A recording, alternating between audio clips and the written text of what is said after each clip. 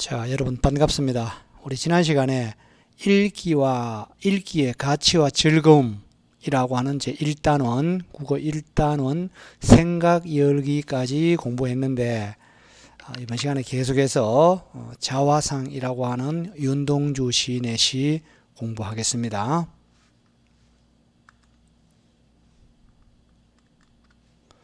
자, 우리 지난 시간에 학습한 내용 중에서 여러분들이 꼭 알아야 할 사항 먼저 잠깐 소개하고 가겠습니다. 자, 우리가 이제 문학 작품을 감상하는 방법으로 그 관점을 크게 네 가지로 봤습니다. 자, 이 작품 자체만 가지고 작품을 구성하고 있는 구성 요소, 작품의 내용 등을 중심으로 감상하는 방법. 이게 내재적 관점인데 절대론적 관점의 어떤 감상 방법이라고 그랬습니다. 그 다음에 이제 작품 바깥으로 가면 작가, 현실, 독자와 관련지어 감상하는 방법이 있었는데 이게 외재적 관점의 감상이었죠. 그래서 이제 작가와 관련 짓는 이런 관점을 표현론적 관점이라고 그랬죠. 표현론적 관점에서의 어떤 그 감상이라고 그랬고, 그 다음에 이제 현실과 관련 짓는 것은 작품은 현실을 반영하는 거니까 반영론적 관점이라고 했고, 그 다음에 이제 독자는 작품에서 어떤 그 깨달음을 얻는다는 거죠. 이것을 효용론적 관점이라고 이렇게 이야기를 했습니다. 자, 이런 작품을 감상하는 어떤 방법은 크게 네 가지가 있다는 것 여러분들 좀 기억하라는 얘기를 지난 시간에 했습니다. 자, 그리고 지난 시간에 과제를 제시를 했는데 그 과제가 윤동주 시인의 삶과 문학 조사하기. 그 다음에 이제 그 중에 한두 명 정도는 이제 그 대면 등교 수업 때 발표하기까지. 그 다음에 이제 학습 활동에 16페이지부터 17페이지까지 지난 시간 과제로 제시를 했는데 특히 윤동주 시인과 관련한 어떤 그 발표는 다음 주 등교 수업 때 발표하도록 그렇게 하겠습니다. 자, 그러면 이번 시간에는 자화상이라고 하는 이 윤동주 시인의 시를 한번 감상해 보도록 하겠습니다.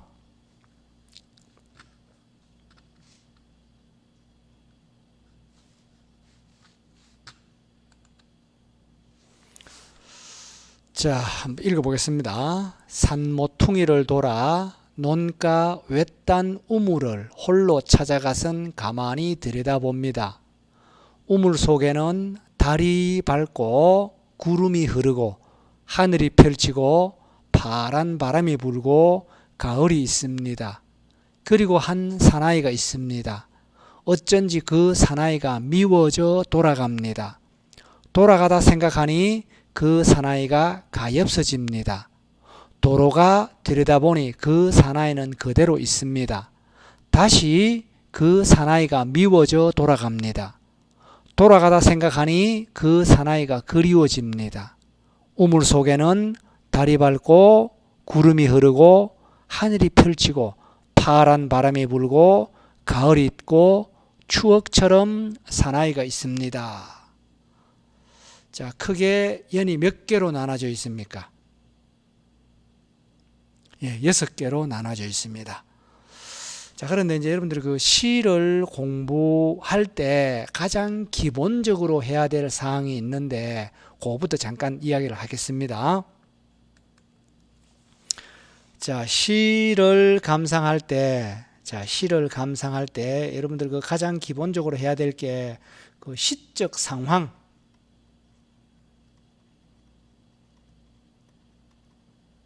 시적 상황을 먼저 파악을 하고, 그 다음에 두 번째 화자의 정서 및 태도. 자, 기본적으로 요 두 개는 어떤 시를 읽든지 간에 기본적으로 파악을 해야 됩니다. 시적 상황이라고 하는 거는 그 시적 화자가 지금 뭐 하고 있는가, 아니면 시적 화자가 지금 어떤 상황에 처해 있는가, 이거를 파악하는 겁니다.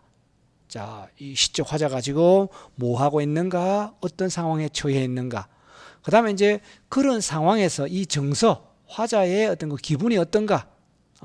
예컨대 자, 이 화자는 뭐 사랑하는 사람과 이별한 상황에 처해 있다.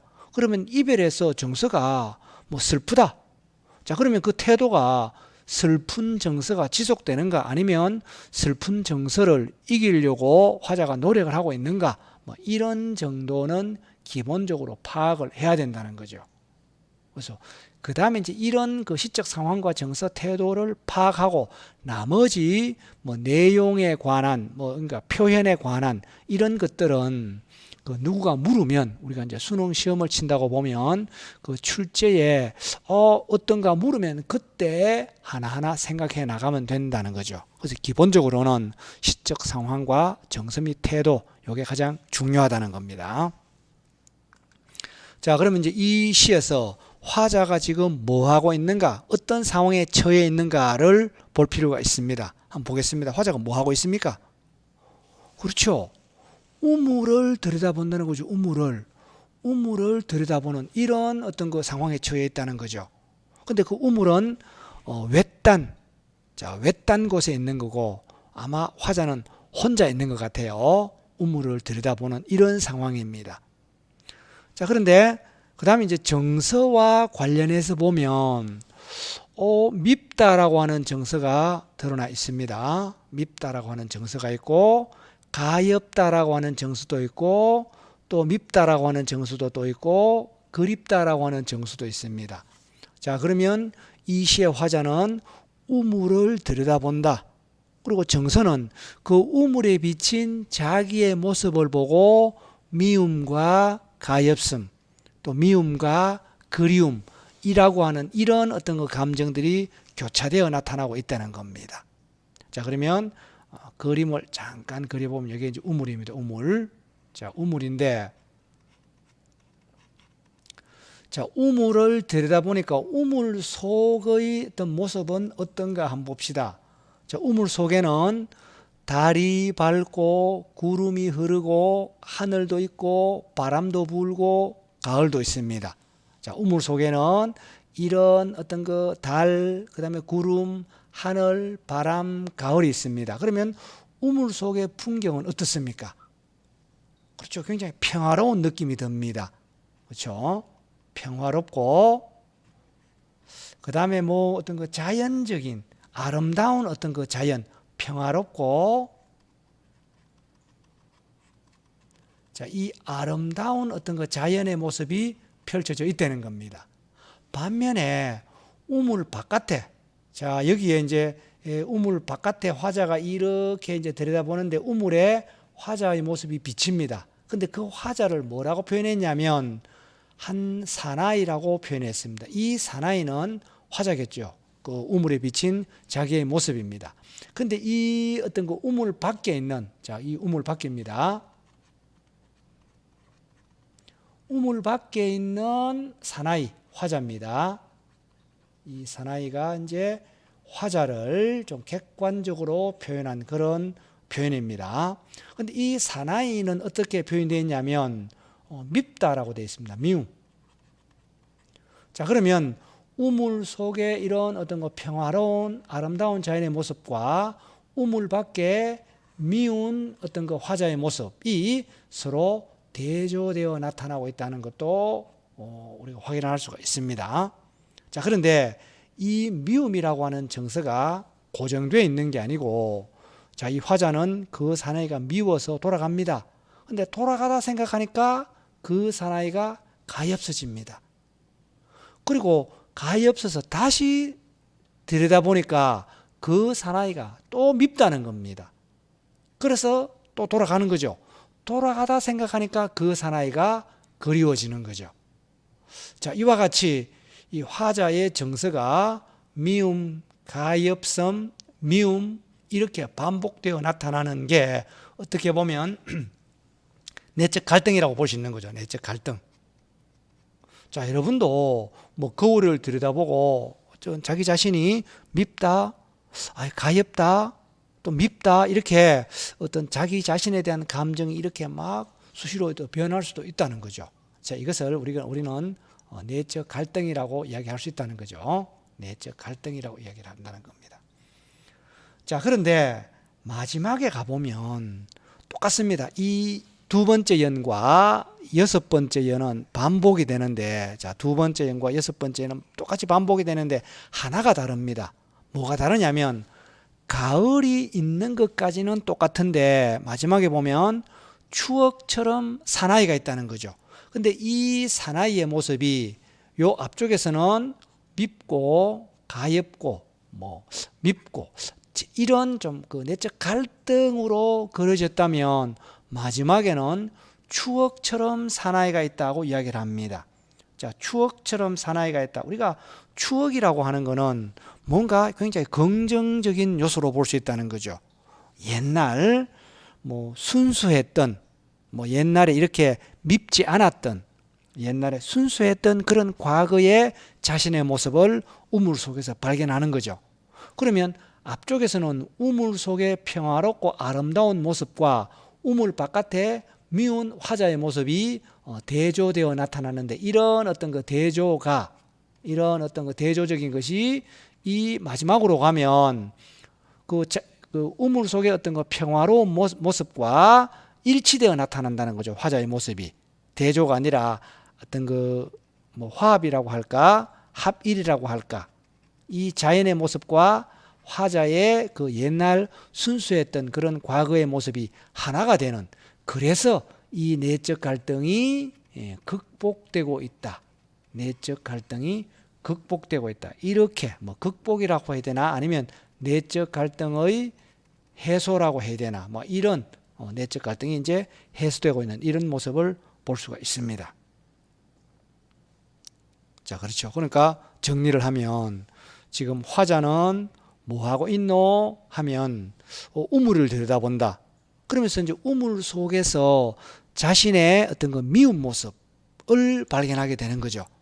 근데 그러면 이 왜 어떤 그 미운 모습이 발견되느냐, 왜 밉냐라고 하는 것은 이 시만 가지고 알 수는 없습니다. 그러면 이제 우리가 시를 감상하는 방법 중에 뭐 어떤 작가와 관련지어 감상할 수도 있고 당대 현실과 관련지어 감상할 수도 있는데, 자, 이 윤동주 시인은 여러분들 다음 시간에 윤동주 시인의 삶과 문학에 대해서 또 발표를 할 학생이 있겠지만은 일제 강점기의 어떤 그 저항 시인이었죠. 그러면 윤동주 시인이 살았던 시대가 일제 강점기인데 윤동주 시인의 뭐 쉽게 쓰여진 시나 이런 다른 시편들을 보면 그 일제 강점기에 어떤 그 강력하게 저항하지 못했다는 겁니다. 어떤 지식인으로서 그냥 시로 저항했는데 그것도 우리가 생각할 때는 굉장히 큰 거지만은 이 어떤 그 윤동주 시인 자신이 생각할 때는 어떤 그 저항성이 약했다고 보는 거죠. 거기에서 윤동주는 어떤 그 부끄러움 의식을 느낍니다. 그런 쪽에서 강하게 저항하지 못했다, 이런 쪽에서 이제 자신을 밉게 보는 뭐 그런 것은 이제 작품 바깥으로 이제 외적 관점으로 보면 그런 해석도 가능하다는 겁니다. 그래서 어쨌든 이런 어떤 내적 갈등이 마지막에 오면 추억처럼 사나이, 이 어떤 그 사나이의 어떤 모습을 긍정적으로 그려내고 있는 거죠. 어떤 그 순수했던 과거의 자신의 모습을 발견함으로 인해서 이런 내적 갈등에서 벗어나고 있다, 이렇게 이야기할 수 있다는 겁니다. 그렇게 보면 우물의 기능은 어떤 기능을 합니까? 우물은 그렇죠, 성찰의 매개체라는 거죠. 자기 자신을 돌아보는, 여러분들이 이제 거울을 보고 야, 내가 이렇게 살아서 되겠는가, 어떤 그 성찰을 하듯이 이 화자는 우물을 통해서 어떤 거 자신을 성찰하는, 성찰하고 있으니까 우물의 기능은 자아 성찰의 기능이다, 이렇게 얘기할 수 있습니다. 그 다음에 또 하나, 자, 여기에서 이제 그 파란 바람이라고 하는 것 한번 보겠습니다. 자, 요 파란 바람이라고 하는 요 부분을 보면 여러분들 정상적으로 표현하면 이 바람이라고 하는 거는 어떻게 표현해야 되느냐 하면 파랗다 이렇게 표현할 수는 없죠. 뭐 차가운 바람, 따뜻한 바람 이렇게 표현하는 게 맞다는 겁니다. 그러면 이 바람이라고 하는 이미지는 눈에 보이는 그런 이미지가 아니라 차갑고 따뜻한 이런 어떤 그 촉각적인 이미지로 하는 거죠. 촉각적인 이미지인데 파랗다는 것은 시각적인 겁니다. 그러면 원래 나타내려고 하는 것은 바람이죠. 바람이 따뜻하다 해야 되나 파랗다 이렇게 함으로 인해서 원래는 촉각적인 이미지를 파라타라고 시각적으로 나타냈다는 거죠. 감각의 전이가 촉각적인 것을 시각적인 것으로 감각의 전이가 일어난, 감각의 전이가 일어난 이런 어떤 이미지를 무슨 이미지? 예, 그렇죠. 공감각적 이미지라고 이야기를 합니다. 공감각적 심상 내지는 이미지 이렇게 이야기합니다. 그러니까 공감각이 되려면 원래 감각은 하나입니다. 자, 원래는 촉각적인 것 하나인데 이것을 파라타 이렇게 시각화한 이런 어떤 그 이미지를 공감각적 이미지라고 합니다. 자, 그러면 예를 들어서 푸른 종소리 이렇게 해볼까? 그러면 푸른 종소리라고 하는 이미지는 원래는 종소리가 들리는, 그렇죠, 청각적이죠. 자, 이 청각적인 것을 푸르다라고 시각화한 겁니다. 감각의 전이가 청각에서 시각으로 전이된 이런 것들이 공감각적 이미지다라고 하는 거죠. 그리고 또 하나 더, 파란이라고 하는 것은 원래는 문법에 맞게 쓰려면 파란 이렇게 써야지요. 근데 시에서는 이렇게 이제 문법에 벗어나더라도 허용을 한다고 해서 이런 것을 시적 허용이라고 하죠. 시적 허용이라고 합니다. 자, 또 하나. 자, 이 두 번째 연과 마지막 연은 거의 조금 다르지만은 반복되어 나타난다는 거죠. 반복. 그렇죠. 그러면 우리 시에서 반복된다는 것은 뭐가 형성되느냐면, 그렇죠, 운율, 리듬, 운율 형성과 관계가 있습니다. 또 하나는, 자, 똑같은 게 반복되면 뭔가 앞뒤로 이렇게 반복되면 뭔가 시에 안정감이 있다는 거죠. 안정감. 안정감도 있고, 그 다음에 균형감도 있죠. 균형. 안정감이나 어떤 그 균형감 같은 이런 것도 있다는 겁니다. 그렇죠. 우리가 이제 시소를 타는데 시소에 이제 앞쪽에만 한쪽에만 사람이 있으면 뭔가 균형감이 없는데 뒤쪽에도 뭔가 하나 있음으로 인해서 안정감과 균형감이 있는 그런 거하고 이렇게 관련지어 생각하면 됩니다. 자, 그다음에 또 하나. 자, 마지막 연을 보면 이게 그 행으로 볼 때는 몇 행입니까? 시행으로 볼 때는 한 개죠, 한 개. 시행이 하나입니다. 물론 다섯 번째 연은 두 행, 네 번째 연도 시행이 두 개고 세 번째 연도 시행이 두 개입니다. 2행으로 되어 있죠. 근데 1, 2, 6 연은 1행으로 되어 있다는 거죠. 이런 것을 이제 산문 형식이라고 그래요. 산문 형식. 그렇다고 해서 이 시를 산문시라고 하지는 않습니다. 산문시가 되려면 행구분이 없어야 되죠. 근데 두 번째, 세 번째, 그러니까 세 번째, 네 번째, 다섯 번째에는 행구분이 있기 때문에 산문시라고는 할 수 없지만은 어떤 거 산문 형식을 취하고 있다라고 하는 것은 맞다는 겁니다. 자, 이와 같이 자화상을 정리를 했고, 자, 그다음에 자, 요 내용을 보면 아까 이야기한 대로 이제 우물 속의 풍경은 하늘이 있고 구름이 있고 바람이 있고 가을이 있고 굉장히 평화롭고 아름다운 자연의 모습입니다. 반면에 현실 우물 바깥에 있는 어떤 이 한 사나이 화자는 굉장히 부끄러운, 그래서 이 부끄러운 것이 왜 부끄럽느냐라고 하는 것은 당대 현실과 관련해서 이야기를 했습니다. 그래서 처음에는 부끄럽고 미웠지만은 그러나 추억처럼 이렇게 해서 과거 추억 속 순수했던 자기의 어떤 모습을 발견함으로 인해서 내적 갈등을 해소하는 것까지 이야기를 했습니다.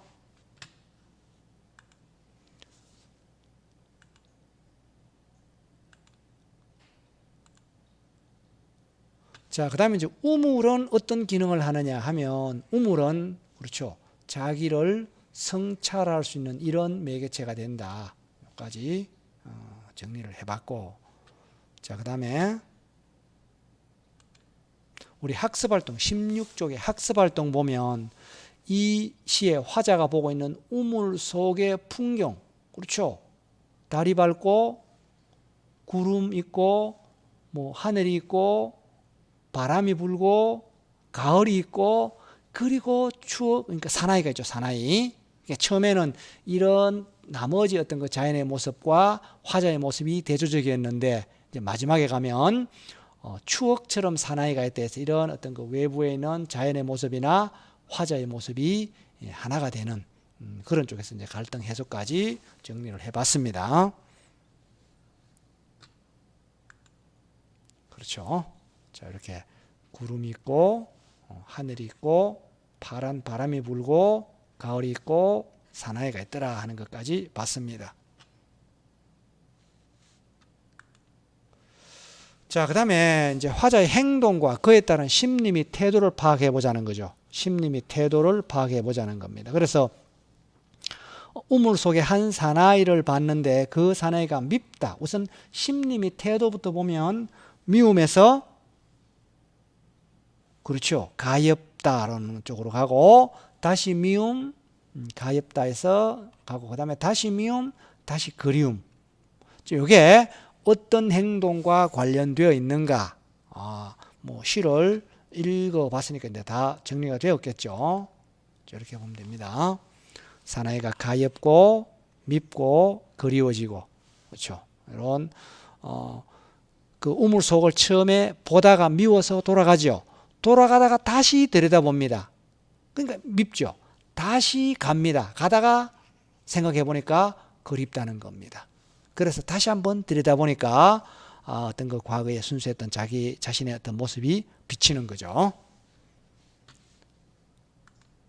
자, 그 다음에 17쪽에 학습활동 계속 갑니다. 자, 이 시를 읽은 학생들이 나눈 대화인데 대화의 빈 곳을 한번 채워보자고 그랬습니다. 자, 외딴 우물을 홀로 찾아가서 거울을 보듯 그 안을 들여다보고 있는데 이거는 자기를 성찰하는 모습이다. 뭐 가능합니다.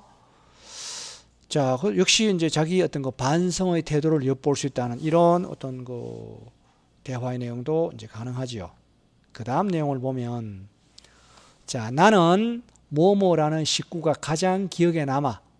그리고 이 이제 남학생은 일제강점기라고 창작 시기가 일제강점기라는 것을 고려해서 시를 해석해 봤는데 자, 이 일제강점기라고 하는 당대 현실과 관련해서 어떤 감상이 가능할 거며 그 다음에 어떤 식구가 가장 기억에 남을 건지는 여러분들 주체적으로 이렇게 감상을 하면 됩니다.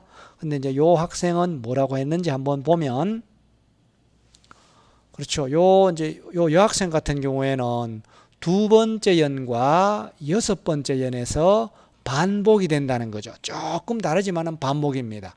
그래서 이 반복은 리듬감과도 관계 있지만은 시의 어떤 그 안정감과 균형감과도 관계 있다는 거죠.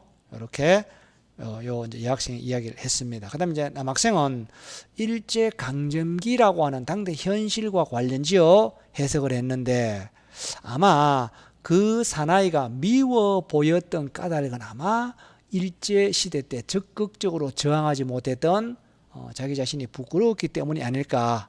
이렇게 자, 이거는 당대 현실과도 관련지어 생각할 수도 있고 아니면 윤동주 시인의 다른 시편들을 읽고 이런 결론을 내렸을 수도 있다는 거죠.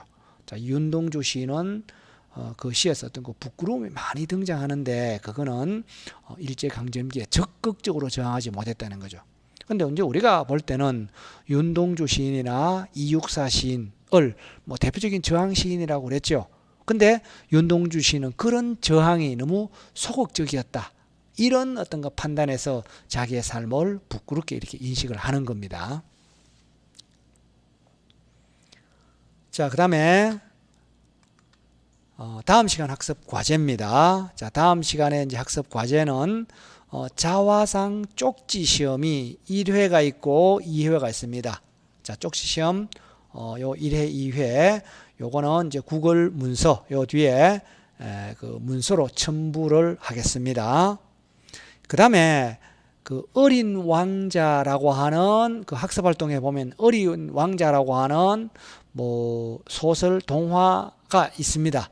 일부가 있는데 그 전체 줄거리 파악하는 게 학습 과제입니다. 이거는 전체 학생들이 해야 됩니다. 그 다음에 발표하기, 요 어린 왕자에 대해서 희망 학생은 이제 발표를 합니다. 한두 명 정도 발표를 하겠습니다. 그래서 어린 왕자에 대해서 해서 줄거리나 어린 왕자의 주제 아니면 어린 왕자를 쓴 작가 뭐 등등에 대해서 조사해서 발표하는 것이 다음 시간, 이건 다음 시간이 아니라 등교 수업 때 우리 지난 시간에 그 윤동주 시인의 삶과 문학, 그 다음에 요 어린 왕자에 대하여 여기에 대해서는 각각 한두 명씩 발표를 하도록 하겠습니다. 자, 그 다음에 그 쪽지 시험은 자화상 쪽지 시험 1회고 2회입니다. 그래서 간단한 단답형 문제도 있고 OX 문제도 있습니다. 이런 OX 문제가 있는데 이런 20문제입니다. 쪽지 시험 1회 10문제, 2회 10문제 요거 하고 그 다음에 이제 그 어린 왕자 줄거리 파악하는 게 이번 시간 학습 과제가 되겠습니다. 자, 일단 동영상 강의는 이것으로 마치는데 여러분들 남은 시간 동안 자, 요 쪽지 시험 해결하고 그 다음에 어린 왕자 줄거리 좀 정리를 하기 바랍니다. 자, 이번 시간 수고 많았습니다. 일단 동영상 강의는 자, 이것으로 마치겠습니다.